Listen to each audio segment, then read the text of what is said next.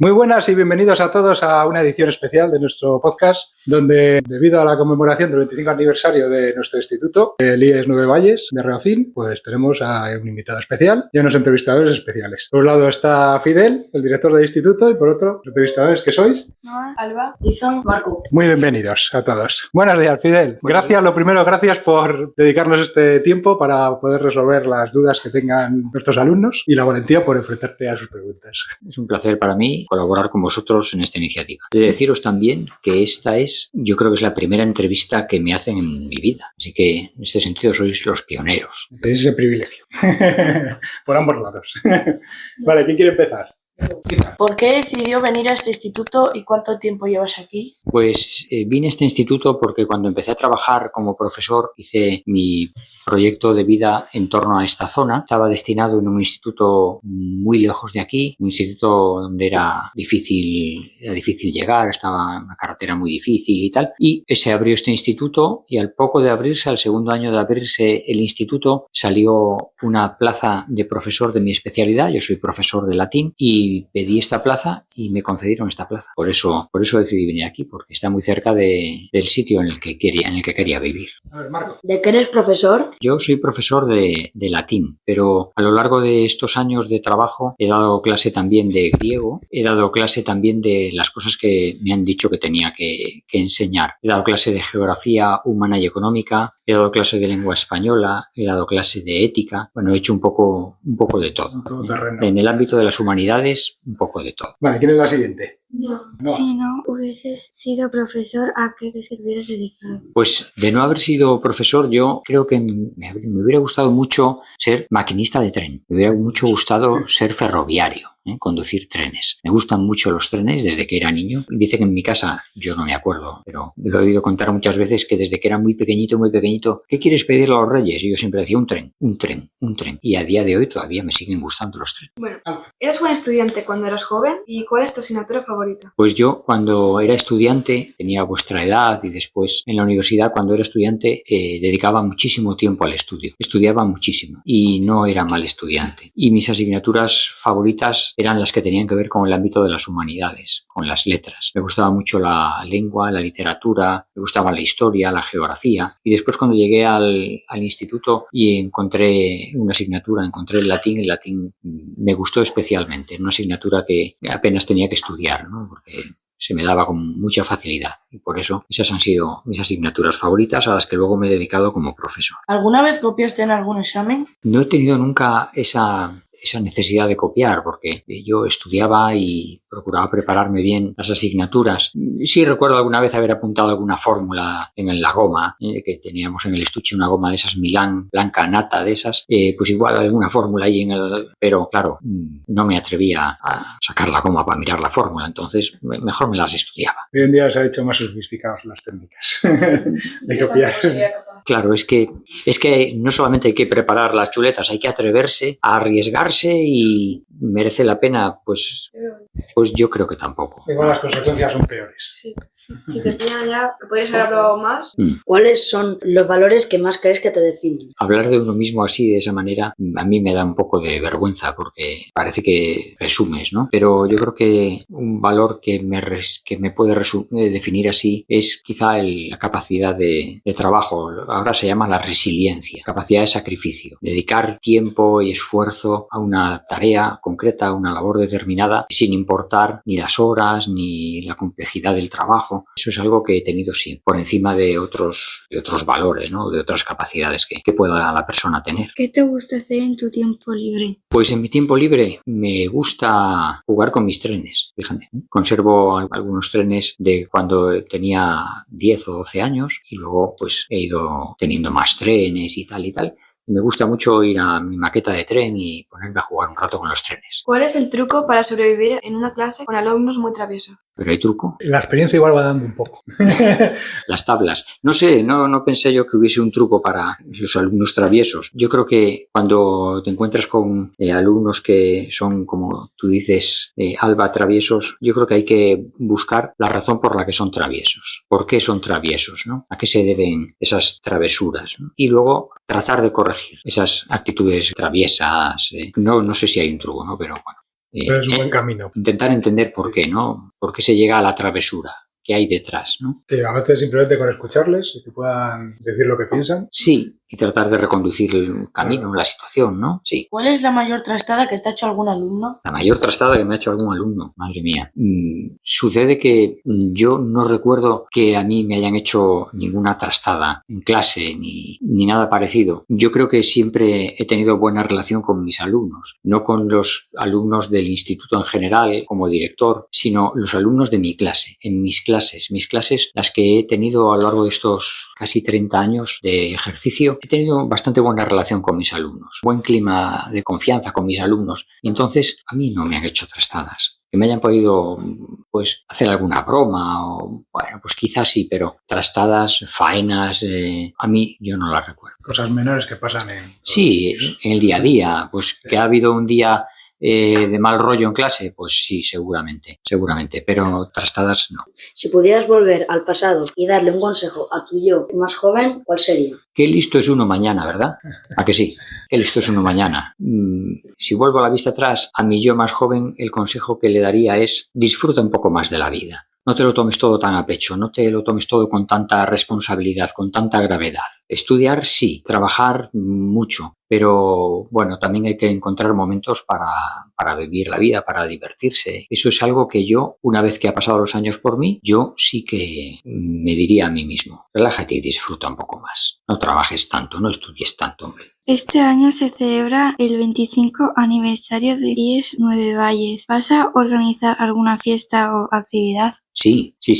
Desde el comienzo de curso hay una comisión de profesores, un grupo de profesores que está trabajando en el asunto del 25 aniversario. Entonces, ahora que está próxima ya la primavera, vamos a empezar a desarrollar actividades en el instituto y también fuera del instituto. Vamos a organizar ya este mismo mes de febrero en la Casa de Cultura de Puente San Miguel un ciclo de cine y enseñanza con el formato del Cineforum. Sabéis que consiste en que se presenta una película, se proyecta una película y después hay una charla, coloquio entre los asistentes a la proyección. Vamos a organizar también una exposición de pintoras, de mujeres que han estado en el instituto trabajando como profesoras o estudiando y se han dedicado a la pintura, pintar cuadros, y han incluso llegado a exponer en sitios importantes. Pues vamos a hacer una exposición de pintoras relacionadas con el Nueve Valles. Vamos a recuperar también la carrera solidaria, que era una actividad que hacíamos en el instituto antes de la pandemia,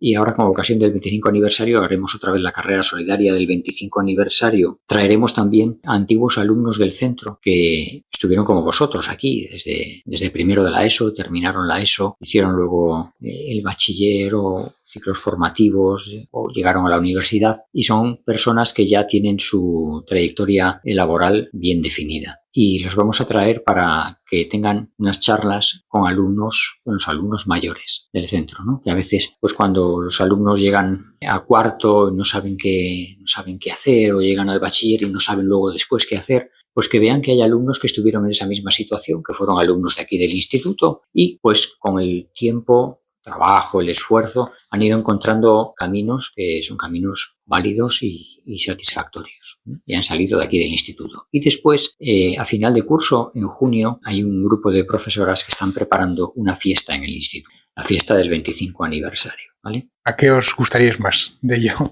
Pues no sé, a ver, lo de las mujeres pintoras, no, pero a mí pintar a mí me encanta. Suena interesante. Y la fiesta, todo eso, es una guay. ¿Y por ejemplo, Marco? A mí lo del cine también me gustaría bastante. Sí, también está bien. También lo del cine. El cine. Todos al cine y a la fiesta, seguro. Y alguna a las de pintura.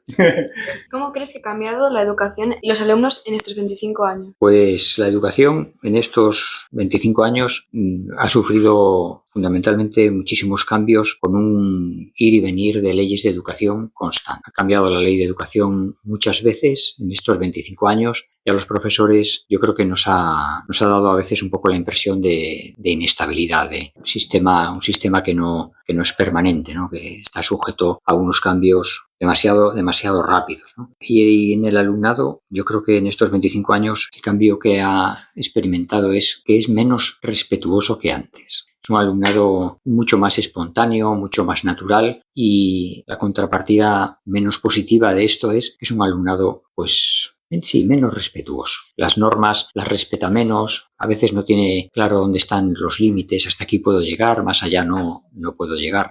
Esos son, desde mi punto de vista, la evolución de los tiempos, ¿no? Yo recuerdo cuando iba a clase como alumno y era muy diferente. Allí nadie hablaba, por si acaso. Sí. Y respetaba mucho. Sí, lo que pasa es que hay respetos que son fruto del miedo. Eso era. Donde yo estaba Entonces, era así. Claro, entonces el respeto que sale del miedo es un respeto muy artificial. El respeto tiene que salir de otros lugares. No, De no la valoración de lo que está aprendiendo y de la persona que lo está haciendo. Efectivamente. También hay alumnos que más o menos se portan bien, que no hacen tantos bollones, y hay otros que les da igual un poco todo, como tú dices. ¿Qué es lo que más valoras de los alumnos de este instituto y hay alguna cualidad que te haya sorprendido gratamente en las nuevas generaciones? Pues yo lo que valoro, creo que es algo a destacar del alumnado de este instituto, es su calidad humana, el buen fondo que de manera general tienen los alumnos y alumnas de este centro. Es algo a lo que quizá los que llevamos aquí algún tiempo ya no, pues a veces no valoramos bien o no subrayamos bien. Y son los profesores que vienen nuevos, que vienen de otros centros a trabajar aquí cada año, los que dicen, pues vaya, los chavales, estas chicas que hay en el instituto, que es increíble, qué buen nivel de comportamiento tienen, qué gente tan estupenda, tan maja hay en el instituto. Y lo dicen y en nuestros oídos suena sorprendente, porque para nosotros pensamos que se da así de modo natural en todas partes, pero quizá no. Cada sitio es un mundo diferente. Pues en este mundo, como dices tú, en nuestro mundo de Nueve Valles, yo sí quiero destacar que el alumnado tiene buen fondo. ¿No? Son gente, pues estudiarán más, estudiarán menos, bueno, vale, pero no hay un mal fondo general, ¿no? Sino gente humanamente muy, muy buena, ¿no? Y de esto que me preguntabais, de las nuevas generaciones que vienen, yo destacaría como cualidad la fuerza con la que luchan y con la que defienden una causa cuando realmente creen en ella. La fuerza que es inherente a la juventud se puede utilizar para hacer bien y para hacer mal. Pues en este instituto, cuando los alumnos y alumnas creen en algo, pues luchan por ello con una valentía y una nobleza que es para mí destacable, muy destacable. ¿Cuál es el mayor reto al que te has enfrentado como director en este instituto en estos años? El mayor reto yo creo que tiene que ver con algo que he dicho antes de la ley de educación. El mayor reto ha sido la implantación de la ley de educación, de la LOMLOE. Eso para mí ha sido una dificultad muy seria, porque es una ley que cambia el sistema educativo de una manera muy, muy, muy fuerte. Es una ley que se ha implantado sin que se nos haya explicado bien cómo teníamos que hacerlo. En fin, hemos ido un poco a ciegas en esto. Para mí este ha sido un reto muy difícil. Y pensando en esto de los retos, yo antes de ser el director he sido jefe de estudios del instituto durante 4 años y recuerdo, os acordáis de la pandemia, ¿verdad? Pues eso fue el mayor reto de todos a los que me he tenido que enfrentar en este instituto, a la gestión de la pandemia. Cómo hacer para seguir dando clases sin venir a clase. El gran problema que tuvimos, para mí eso, mirando ahora hacia atrás, eso fue complicado, fue muy difícil, ¿no? ¿Cuál es la lección más importante que has aprendido a lo largo de tu carrera como profesor y director? Pues lo que para mí ha sido más importante aprender primero como profesor y luego ya como miembro del equipo directivo es que es fundamental saber escuchar, aprender a escuchar a los demás. Eso es algo que cuando eres joven quizá no haces mucho, pero pues luego vas aprendiendo que es fundamental ser empático, tener disponibilidad, escuchar a los demás, tener un rato para el que viene a hablar contigo, sea un alumno, una alumna que quiere hablar contigo como profesor, que tiene algo que decirte, pues tú tienes que saber sentarte y escuchar, ser empático, intentar entender lo que te están diciendo, tener esa disponibilidad, ¿no?, para escuchar al otro, ¿no?, sin perder de vista, evidentemente, cuál es el objetivo, ¿no?, cuál es el rumbo, qué es lo que tienes que hacer, cuál es tu trabajo, cuál es tu función, pero ser empático, escuchar. Eso es lo que yo creo que es lo que he aprendido, que la razón no te asiste siempre. Tienes que escuchar al otro porque el otro también siempre tiene un poco de razón. Siempre tiene parte de razón. Si pudieras incorporar una asignatura completamente nueva al currículum, ¿cuál sería y por qué? Pues me voy a poner un poco antiguo. Y yo creo que si tuviese que poner una asignatura nueva, yo propondría una que existió hace muchísimos años, muchísimos, el tiempo de mis abuelos, una que se llamaba urbanidad, que era una cosa, algo así como las normas básicas de educación, normas básicas de comportamiento, cómo debo comportarme. Tiene que ver con lo que decía antes del respeto, de que somos a veces un poco irrespetuosos porque no tenemos claro cómo tenemos que comportarnos. Pues yo recuperaría esas normas básicas de educación, recuperaría el sentido del respeto. Una sociedad tan libre como la nuestra necesita de normas, porque si no, esa libertad puede llegar a usarse mal. Y entonces a ser irrespetuosos con los demás, porque yo hago lo que me da la gana ya, pero si cada uno hiciera lo que le diera la gana, entonces necesitamos normas que nos ayuden, que ordenen nuestra convivencia, y esas normas hay que conocerlas y ponerlas en práctica. Esa sería la asignatura que yo propondría. Si pudieras invitar a cualquier personaje histórico a dar una charla en el instituto, ¿a quién invitarías y por qué? Pues no lo sé. La verdad es que no lo sé. No sé a quién invitaría. No lo tengo muy claro. Hay tantas opciones, ¿verdad? Cada uno diría la suya, yo qué sé. La mía no la tengo muy clara. Pasamos.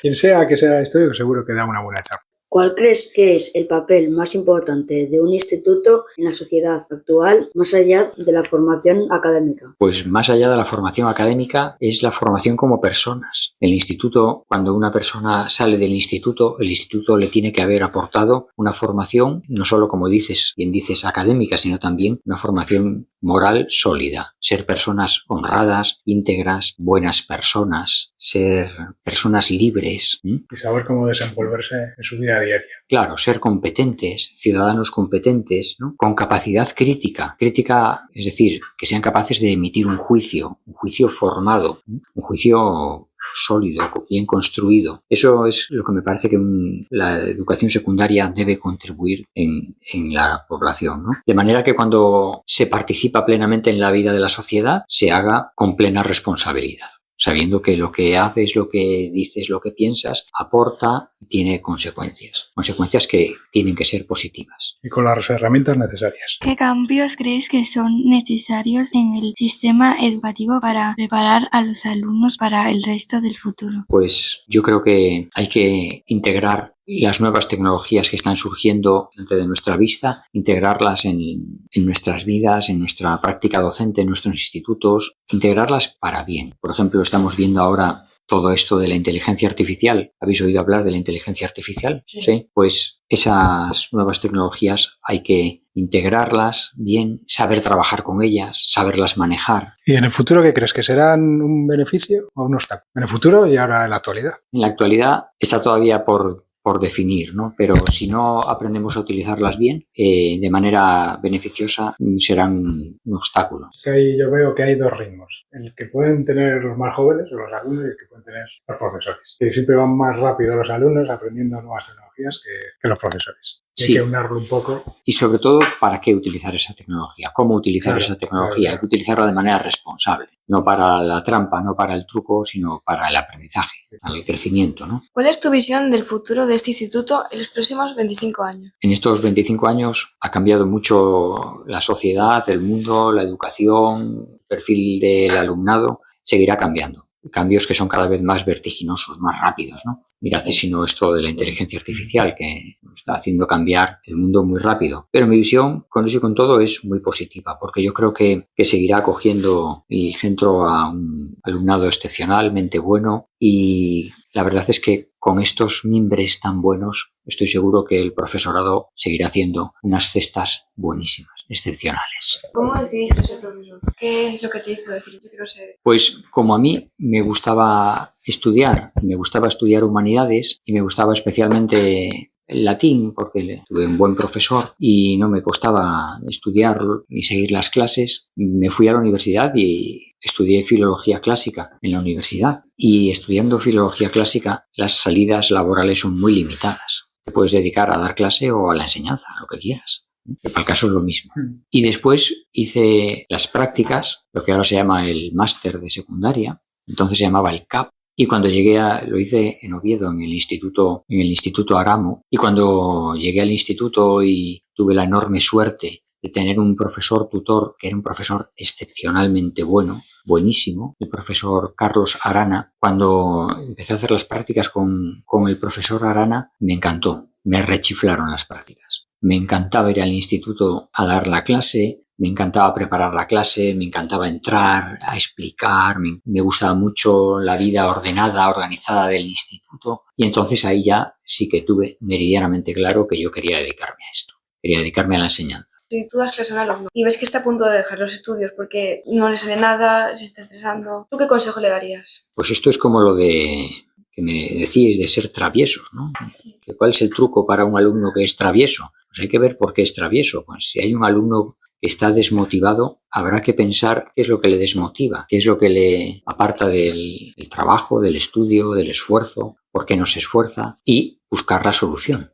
Siempre hay una solución, siempre hay una solución. Hay que dar con ella, pero siempre hay una solución. Para cada problema tiene que haber una solución. Totalmente de acuerdo. Bueno, pues muchas gracias a todos, a los 4 entrevistadores, Albano, Aizan y Marco, y a ti, por supuesto, Fidel.